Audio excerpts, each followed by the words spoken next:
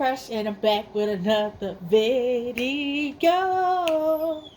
So today's video today's video is going to be a review on P-Valley season 2 episode 1 called Pussyland. Okay, so we open the episode at a family having, a birthday party in their apartment, and one of the kids throw up. So, the dad grabs his car keys and leaves, saying he's going to the store. And so we see him head into, the car, and we see like a shot of a mask on a rearview mirror, letting us know that we is definitely in the penny. And then we see him at a stoplight, and he has his blinkers on. He's getting ready to turn. And then we see a billboard for Agnes Patrice, Mercedes mama, and somebody wrote this bitch on the billboard. I want to say it was probably the girls, Mercedes and the girls who probably wrote that. And then we see like this pink arrow to the right.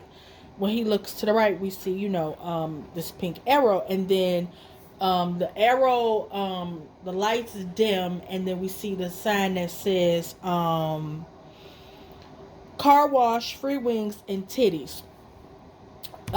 Which is being held by one of the girls from Pink. So he see the sign and he sees Shorty. He like titties and free wings. Okay then, and he heads right. And then as he's driving up to the parking lot of the Pink, we see the larger sign at the top that reads, "The Pink may be closed, but our pussy is open." I was like, okay, bitch. So as dude in the car pulls up, we see Big L and Autumn next to a price list that says car wash services.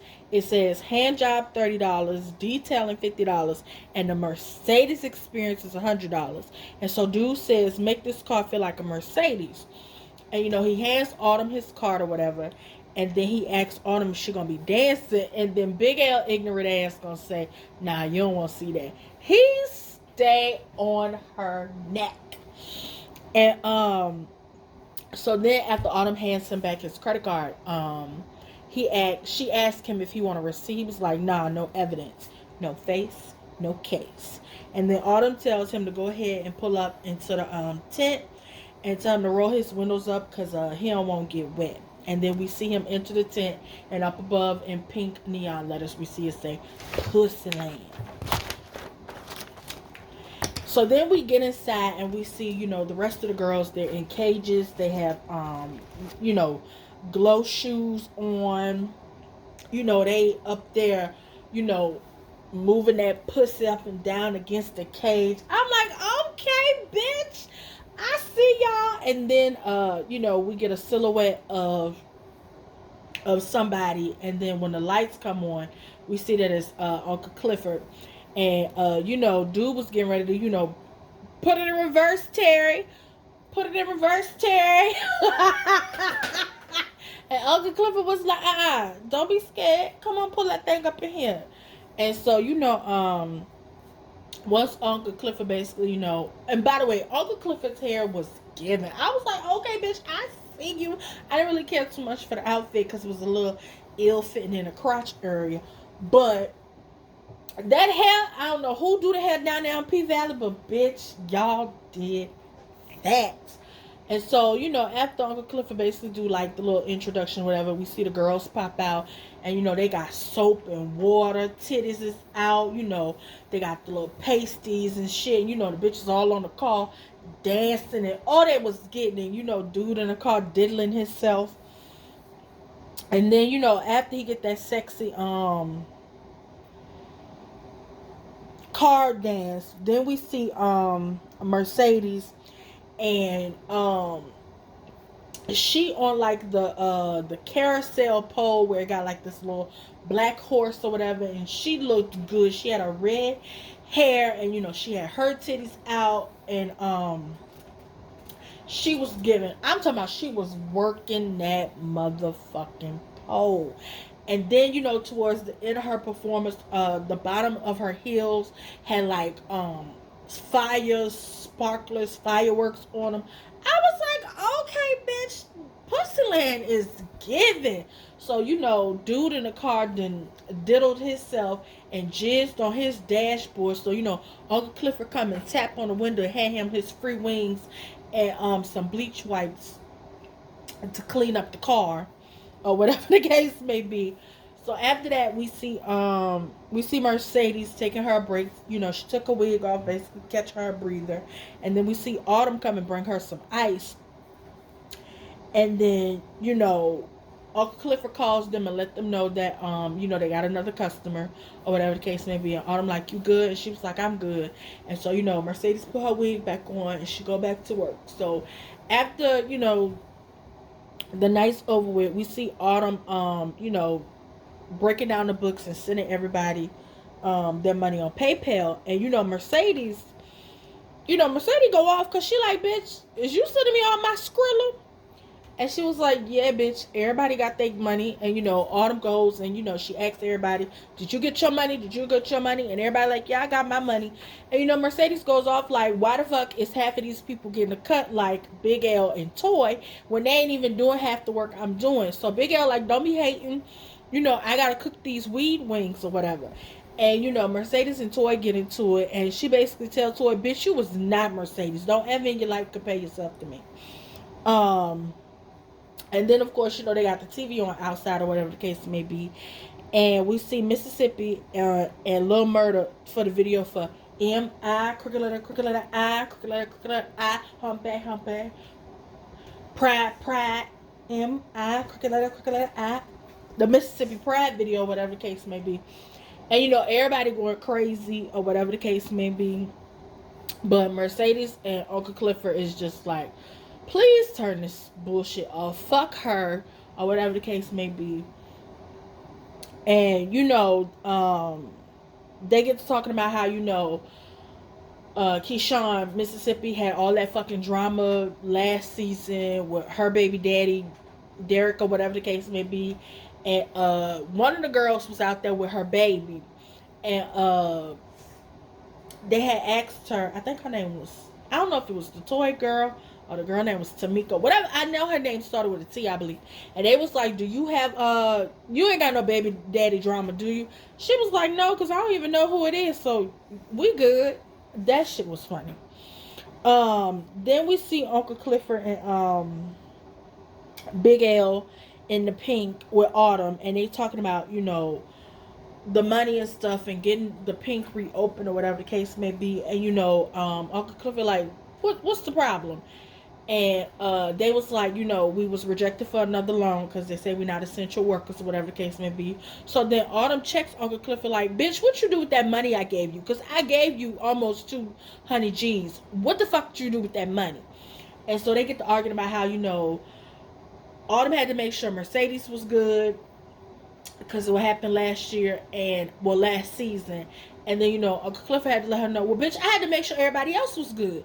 On top of the shit I did for myself. And I think out of everything, it was like 25 G's left, or whatever the case may be. And, you know, they go back and forth about, you know, the partnership that they have and the fact that, you know, Autumn did give Uncle Clifford, you know, 15%. And so Big L was like, oh, is that the rate going for getting rid of a body? 15%. And Autumn gave Big L this look and he was like, I'm just asking for a friend, or whatever the case may be. So, you know, Uncle Clifford and Autumn still in the office, you know, having this power struggle to where Uncle Clifford hears the girls outside, you know, cutting up. So Uncle Clifford go outside like, what the fuck y'all got going on out here? And, you know, they point to the TV showing on the news that the quarantine, you know, in-house ban has been lifted. And then they also say that Mayor Tydell Ruffin died of the Rona. R.I.P. to Mayor Tydell Ruffin. And that Wayne Cowell from the Cowell family is going to be interim mayor.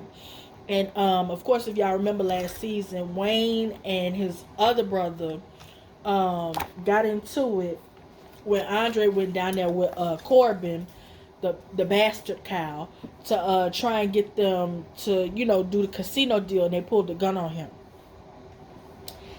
And so after that, we, of course, see a white car pulling up to a house. Clearly, we're in Atlanta. And it's Andre's wife. She just got home. I think her name Brittany. Brittany or Ashley. So she gets home from work or whatever the case may be, and we see her, taking off her PPE, which is the personal protective equipment that you had to wear during some people. I think they still wear that in hospitals and stuff because there's still people catching corona. But during the height in the beginning of the Rona, you had to wear the N95 mask. You had to wear a shield on your face. As soon as you got home, you had to immediately take your clothes off. And we see Brittany taking off her clothes, putting it in the red hazard bag, hanging up her mask. She gets in the shower, and when she gets out the shower, she's looking at herself in the mirror, and you could just tell that this shit is wearing on her. And on top of that, you see the marks on her face from having to constantly wear that N95 mask on her face all day.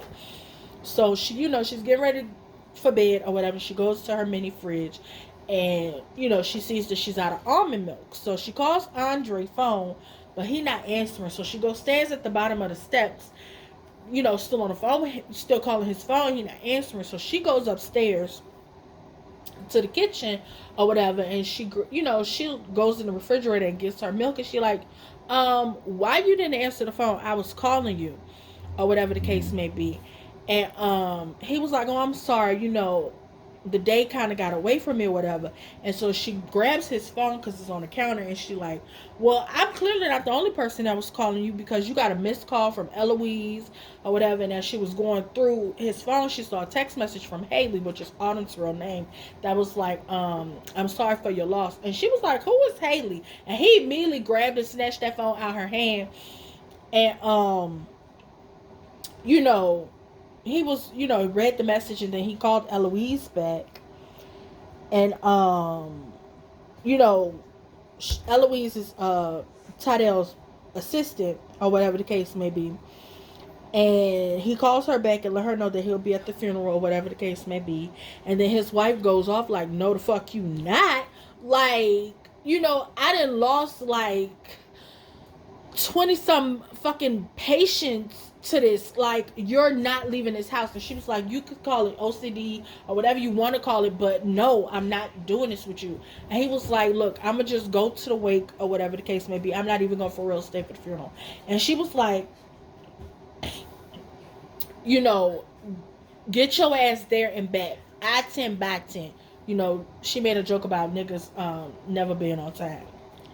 So then we see Patrice Aggie ass doing a drive-through church service, and she's giving away I'm gonna call them prayer boxes of food. And she was also handing out, I guess, her church sermons or her singing on a CD or whatever the case may be. And it started raining, and she was just out there. I don't know, Patrice is I still don't like that damn lady. Anyway, then we see Lil Murda with the prayer box with DJ Never Scared. And they in the kitchen making beats and fried bologna sandwiches or whatever the case may be. And the beat that DJ Never Scared was playing, Lil Murda didn't really like it. So the actor Jay Alphonse, he actually does street drumming. So they incorporated that into his character Lil Murda by having him pull out a bucket and a pot, and he started drumming on it. And DJ Never Scared, he was feeling it or whatever the case may be, and he had the digital beat pad on his computer. So they came up with a a new beat or whatever the case may be, and DJ Never Scared was like, oh shit, I like that, and that beat was fire. So he came up with that. So then we see Lil Murda sitting there going through his text messages or whatever, realizing that every text message that he just sent Uncle Clifford basically was left on red for the last 5 months. And he basically sitting there in his feelings like, damn, like, shorty really doing me like this. And he basically in his thoughts and feelings or whatever the case may be. And DJ Never Scared snaps him out of his feelings like, have you talked to Uncle Clifford? And Lil Murda was like, for what? Like, what the fuck I gotta talk to Uncle Clifford about? And DJ Never Scared was like, to possibly go back and perform at the Pink. And Lil Murda was like, nah, I ain't doing all that. And then we hear like somebody banging on the door like they the fucking police. And I mean not DJ. Okay, Lil Murder gets up and goes to the door, whatever the case may be, and he goes outside on the porch with his Gucci inspired mask on his face, and he does a transaction, because it was a customer coming to buy weed, and then we see an old school blue and yellow car, creeping slowly down the street, bumping Mississippi Pride. And Lil Murder grabs his gun that's in, the back waistband of his pants or whatever. And dude on the passenger side pulls his mask down. And he like, yo, when we gonna get some new shit? And Lil Murder then pulls his mask down, was like, soon or whatever the case may be. So then him and the dude exchange like gang signs or whatever, let him know that they cool. And then it's a nigga in the back seat who kind of peeks at Lil Murder, and he kind of like mean mugging him or whatever the case may be. And I think that is the actor who was on that show, Zoe's Extraordinary Playlist. He played the other dude that Zoe was dating, a black guy. I'm not like, it looked like him from the eyes. I think that's who that is. So I can't wait to see what his character gonna bring and give us. So then we see Autumn, sleep at Sadie's crib in a room that was for her daughter, for Mercedes' daughter Terica, and she is waking up out of her sleep by Mercedes in the next room basically masturbate, and bitches coming loud as fuck. So Autumn gets up, goes in the living room, cuts the the radio up loud as fuck to drown her out, and make breakfast. So then Mercedes comes out the room to go for her her routine run that she always do, whatever the case may be. And Autumn lets her know that when the grand opening happens, she gonna kick her the door fee. And Mercedes was like, that's all I'm gonna get is the door fee. And Autumn was like, yeah, you deserve the door fee from basically carrying us on your bum shoulder, or whatever the case may be. And she was like, also I'm gonna get some new girls or whatever the case may be. And Mercedes was like, new girls for what? We don't need no motherfucking new girls. Bad enough we already splitting the pot between me and them other bitches. Like, what the fuck? And so they talked about Gidget, the white girl who was on the last season, and how after her mama died, she got the fuck on. And Keyshawn, Mississippi, she not in everybody's good graces. And Mercedes was like, don't mention that bitch name in my house. Fuck her. She went against the family. So that's like their word, family with an R. So she went against the family, or whatever the case may be. And Autumn was like, look, even Beyonce need her Kelly and Michelle, okay?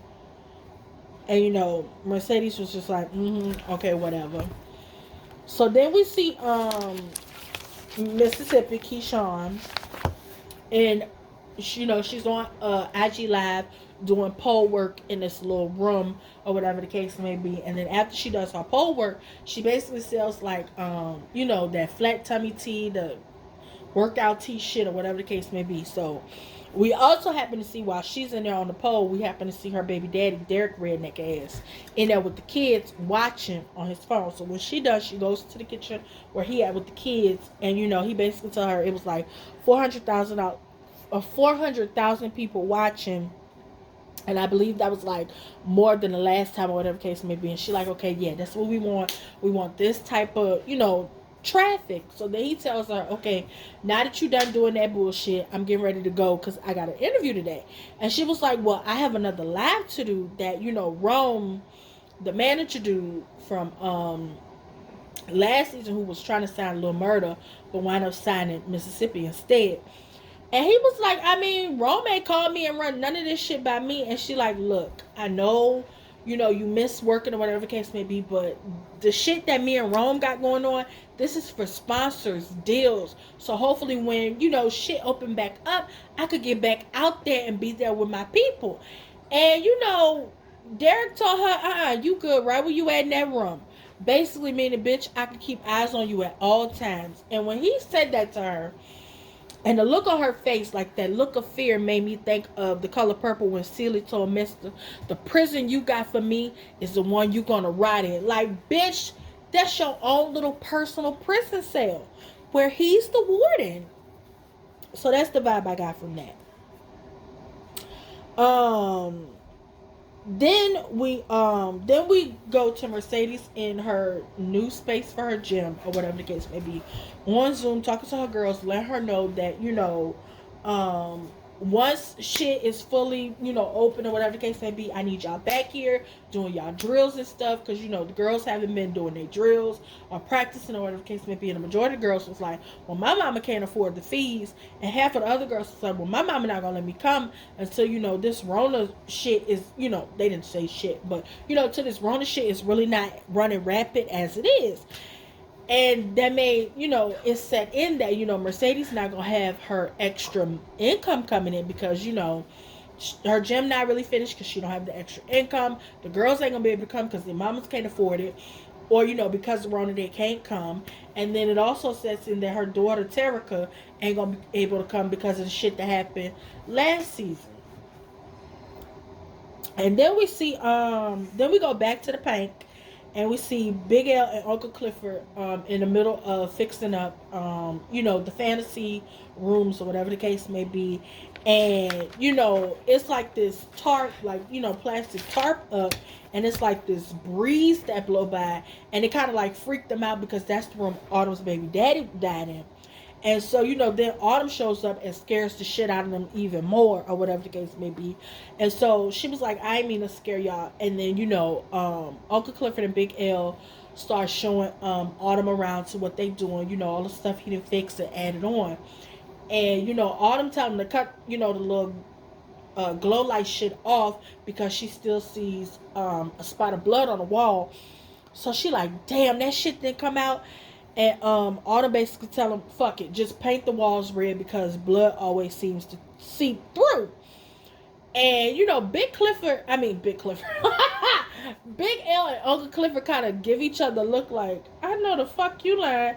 How this bitch know this? So we gonna find out Autumn know a lot about cleaning blood off the walls, because that was kind of like a foreshadowing of that bitch know a whole lot of stuff. Okay.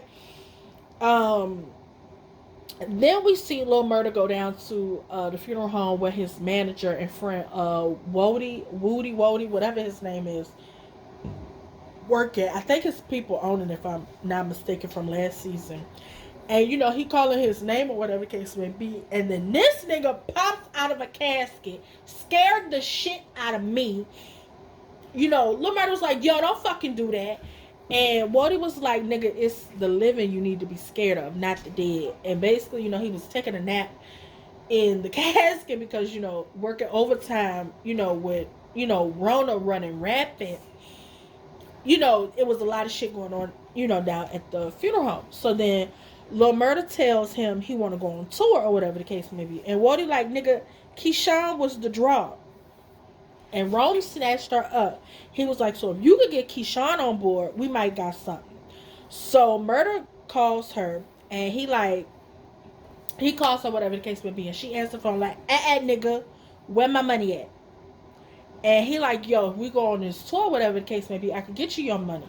And she was like, nah, nigga, I make bank on my IG lives. She was like, get my money, nigga. And then she hangs up the phone on him. And so after she hangs up the phone on him, we see her basically plotting how she gonna get her a little bit of freedom, because Derek keep her locked up in that motherfucking house. So she decides to throw away half her baby diapers. And then we see, Derek changing the baby. He like, damn, I thought I just bought diapers. She was like, yeah, the baby go through it. So she was like, I'll go get some. And he like, nah, I'll go. And then she was like, no, I also wanted to get me some tampons. And so then this crazy ass nigga look at her and say, well, it's not the 4th yet. She was like, yeah, not yet, but I want to be prepared or whatever the case may be. And I'm just looking at the screen like, this nigga got a period app on his phone or something? How you know what a cycle is? See, I don't like that type of shit. That controlling. So then we see her. Oh, he also tells her to get him a 6-pack. So then we see her in the car talking to Gidget, or whatever the case may be. And she's telling Gidget, oh, me and Derek, we doing good. He done let me out the house, told me I need to get me some fresh air for all the work I've been doing on my IG live or whatever the case may be. And then we hear Gidget basically blame that white dude. I think his name was Brody or some shit. whatever that white dude name was she was dating, the drug dealer. She blamed him for selling her mom drugs, and I think her mama might have overdosed and died. So she blamed that nigga for killing her mama. And as hold on. Yeah, then we see as she walked into the store to get her some stuff, she sees Diamond. And so Diamond outside him and niggas up for not wearing masks because he the security at the dollar store. And, she walk up on him or whatever the case may be. And they have like this emotional moment. And he like, yo, where your mask at or whatever the case may be. And she was like, I was just going in the store. He was like, well, you can't go in the store without a mask. That's the store policy, whatever the case may be. And, she's trying to apologize to him, but he just feels some type of way about the shit she did. He was like, we ain't really got nothing to talk about for real, because at the end of the day, you defended him, and he called me a gutter nigga. And she was like, he would never do that. And he just looked at her like, girl, if you'll get your stupid ass out of my face. So as she was standing there trying to apologize, talking about, what would have happened if he would have killed him or whatever the case may be. And she tried to give Diamond back the necklace he gave her. He was like, I don't want that shit. It don't work anyway. Basically calling back to the fact that I think she told him it didn't work. And so, she's still standing there trying to go in the store. He like, Keyshawn, please get the fuck on. Like, get the fuck on. Go on back to your car and get the fuck on. So as she walking back to the car, basically damn near in tears, all I could think about was that scene in Baby Boy where Yvette was like, he don't love me no more. He don't love me no more. Because, you can see it all on Keyshawn's face that, Diamond ain't fucking with her. Like, girl, that ain't it. So then we see Andre that made it to town, and he at the funeral home viewing his godfather, Tyrell's body or whatever the case may be. And while he was standing there viewing the body after he like fixed his chain or whatever on his tie, we see Eloise, his assistant, show up, and she basically tell him that Wayne fired her. I got rid of her before Tyrell's body was even cold. And, basically she talked Andre into being a pallbearer or whatever the case may be. And then later we see Autumn ass show up asking Andre to show her down a cigarette or whatever the case may be. So instead of him giving her the cigarette he gave her her own cigarette and then lit it for her. And then he tell her, he thought the next time he would see her, he would probably slap the shit out of her. And, they basically had this conversation about how to deal with grief and stuff. And they have, like, this moment of, like, sexual tension where you could tell, like, they want to, like, fuck. So it's still some sexual tension between them or whatever the case may be. And, after their little moment or whatever, Autumn walks away. As it starts thundering and lightning or whatever the case may be. I was like, okay, all right. So then we go to Tyrell's funeral, and we see they have like a second line, and these motherfuckers is in lime green, looking like Beyonce's Oscars performance. It feels so good to be alive, even though Tyrell did.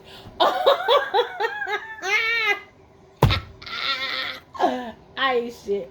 But then Eloise spots Andre. He the only motherfucker there not in lime green. And nobody told him that the color for the funeral was lime green. We wasn't doing black. We was gonna do lime green. So I was like, damn, y'all couldn't even tell him what the color was. But technically he wasn't even supposed to be at the funeral. So Eloise sees him and gives him a pocket square so he at least coordinate a little bit with everybody. And because, his funeral's outside at his park, the Tyrell Ruffin Park, it is on TV or whatever the case may be. So then we see Grandmama, and she tell Uncle Clifford to come, watch the TV for her because, she blind. And she asked Uncle Clifford, is Mookie there, which is Tyrell's third baby mama, played by the comedian Coco Brown. And, Uncle Clifford wound up having her mask on, and Grandmama was like, take that shit off around me. And Clifford was like, no, I don't see Mookie, but I see the boys. And so grandma was like, okay, if Mookie not at the funeral, that bitch down at the house cooking for the repast. You want to go get me some chitlins? And, Uncle Clifford was like, I don't want to do that. And grandma was like, well, fine, where my keys at? I'll do it myself. He was like, girl, sit your dried up coochie down somewhere. Shit. I'ma go. So, then we see, no, where am I? Oh, then we have to repass, and we see Tydell sons roasting Andre for basically being tall for nothing, and then Uncle Clifford shows up in Lime. Uncle Clifford Lime was a little lighter than theirs. Everybody like, hey Clifford, what's up? And so Mookie come outside, and she like, bitch, you only came down here to get something to eat. She like, bitch, you know why I'm here, and handed her the Tupperware, whatever the case may be. And like 5 minutes later, we see Wayne Cal Aggie ass, who also was at the funeral. He come give his words of condolences or whatever the case may be. And then Wayne say something, I think, slick to Andre or whatever the case may be. And then Uncle Clifford like, well, bitch, don't think you gonna run unopposed because, Wayne Cal was basically saying, he felt like he had the election for mayor swept because, he didn't have nobody running against him. And Uncle Clifford was like, well, bitch, I might run. Don't play with me. And, after Uncle Clifford get her food, she basically leave. And, Cal, I'm going to just call him Cal. So Cal basically says to Andre, I want to uphold, Tydell's legacy or whatever the case may be. And Andre basically like, well, long as you keep your white supremacy, well, he said, as long as you keep your supremacy at bay, basically pulling his whole card like, bitch, I remember what happened when you and your punk ass brother pulled that motherfucking gun on me, bitch, or whatever the case may be. But I feel like with Andre preaching at the funeral, because he did preach at the funeral, I meant to say that like at the eulogy, and now kind of like with this tension between him and the interim mayor Cal, I feel like they set up for him to set up shop to run for mayor and to try and keep his godfather's legacy himself instead of letting the Cal man do it or whatever the case may be. So then we get to we're towards the end of the mid end of the episode.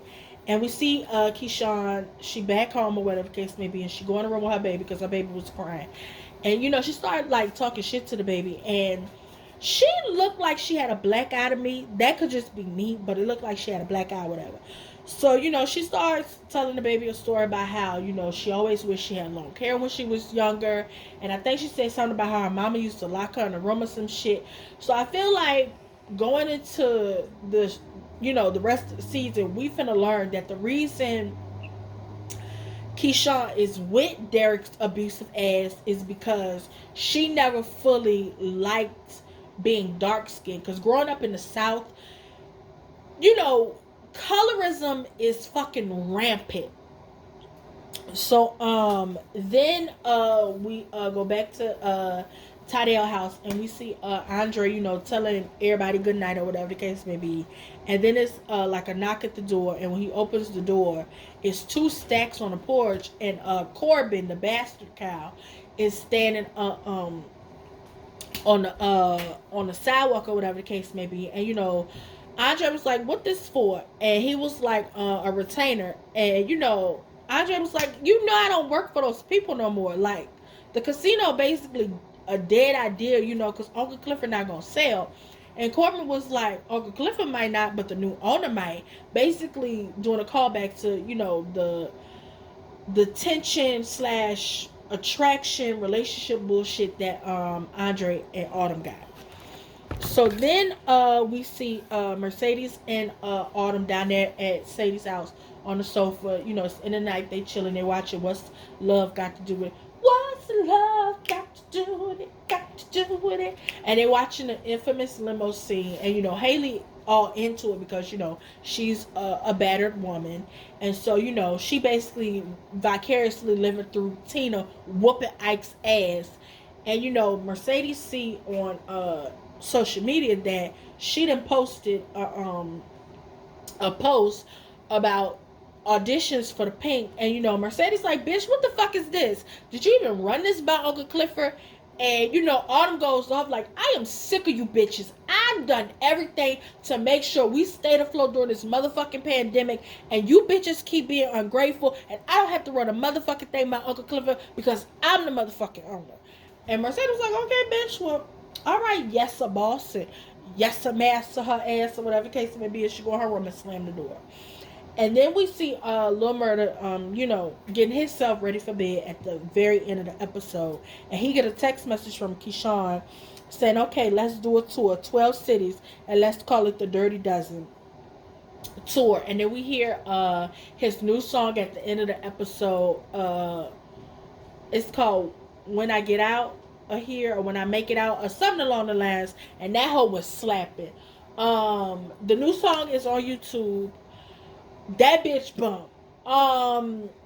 Episode 1 of season 2 gave, like, from the opening scene with the girls and Pussyland to the new song to the fact that they didn't kill Mayor Tydell off. The fact we finna get some bullshit with this casino shit again. The Cow Brothers. The power struggle at the Pink. I am here for all of this. The fact that we finna have like some gang type shit in there. We're gonna have the new girls. Mercedes probably gonna bump heads with these bitches. I cannot wait for the rest of the season. I am so glad we is back. It was 2 long years, but I am excited for the rest of the season. So, and that's all. That's it, y'all. I'm gonna try and edit this down so it's not so long. Yeah, y'all. That was episode 1 of season 2 of Pvalley.